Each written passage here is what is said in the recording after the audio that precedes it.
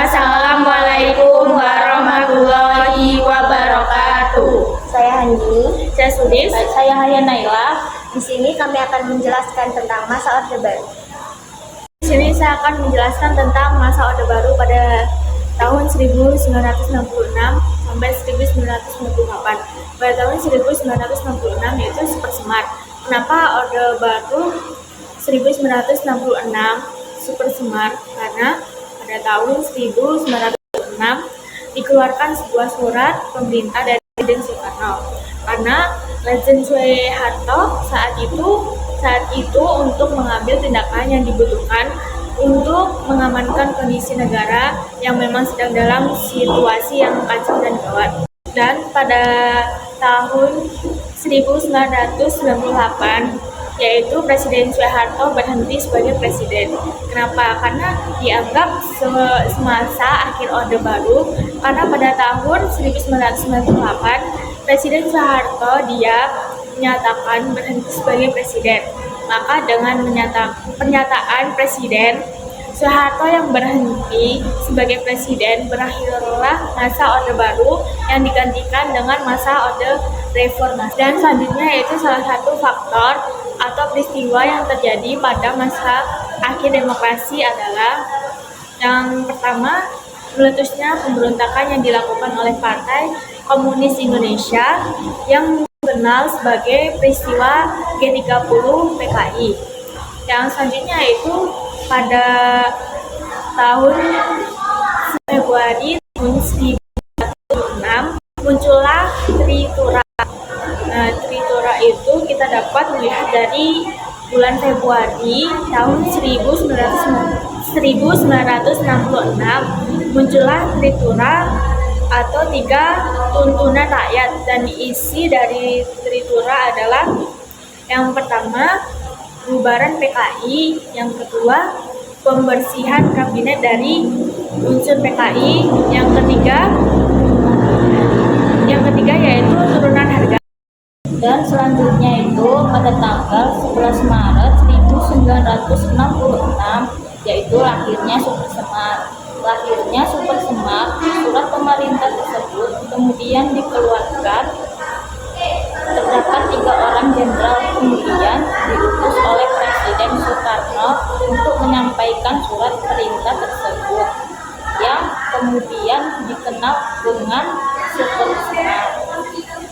Yang pertama, nama jenderalnya itu ada Amir Mahmud, yang kedua Muhammad Yusuf, dan yang ketiga ada Basuki Rahmat. Inilah 3 orang jenderal yang kemudian diutus untuk memberikan surat perintah dari Presiden Soekarno kepada Legend Soeharto. Tanggal berdirinya Orde Baru Super Semar, Legend Soeharto 1966 sampai 1957 sebelum menjabat sebagai presiden pada tahun 1968.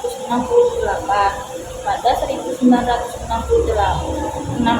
sampai 1967, Jenderal Soeharto nantinya akan diangkat sebagai Ketua Presidium Kabinet 1967 sampai 1968, pejabat presiden.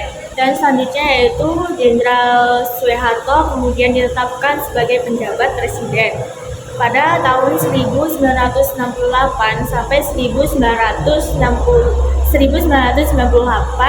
presiden. Nah, kebijakannya yaitu politik dalam negeri.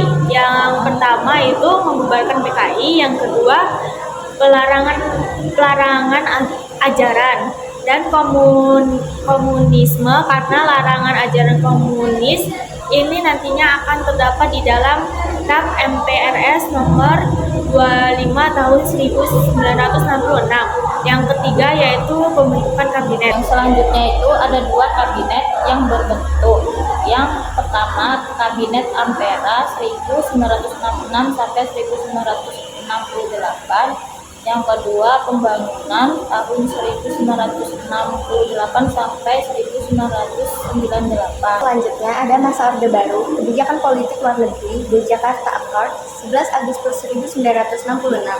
Hubungan Indonesia dan Malaysia sangat buruk ketika pemerintah pada demokrasi terpimpin menolak Federasi Malaysia. dan menganggap bahwa bagian dari dekolonialisme dan imperialisme. Karena itu, Presiden Soekarno yang mengkampanyekan Genyang Malaysia, kemudian mencanangkan Dwi Komando Rakyat, lalu bergabung kembali ke PBB, Perserikatan Bangsa Indonesia. Pada 7 Januari 1965, Indonesia menyatakan keluar dari PBB. Lalu pada September 1966 diperbaiki dan bergabung kembali dengan PBB. Lalu selanjutnya Indonesia terlibat dalam pembentukan ASEAN dan pengiriman pasukan Garuda pada 1973 dan 1997. Pasukan Indonesia dikirim sebagai perdamaian untuk menangani pasukan perang Irak, serta invasi dilakukan oleh Irak dan Kuwait pada awal 1990-an. Lalu selanjutnya ada kebijakan ekonomi. Pembangunan ekonomi pada masa Orde Baru adalah pertanian, karena pemerintah memiliki target untuk mencapai kondisi swasembada dan pangan khususnya beras. Hal ini karena berkaitan dengan kultur masyarakat Indonesia yang mayoritas berprofesi di bidang pertanian. Pada masa itu, hampir 70% masyarakat berprofesi di bidang tersebut. Pembentukan lembaga dasar dan meminjam dana dari IMF. Pada kebijakan ekonomi juga terdapat pencanangan trilogi pembangunan, pertumbuhan ekonomi yang cukup tinggi, dan stabilitas nasional yang dinamis, pengesahan pembangunan dan hasil-hasilnya, serta penerapan jalur pemerintahan. Sekian penjelasan dari kami akhiri. Wassalamualaikum warahmatullahi wabarakatuh.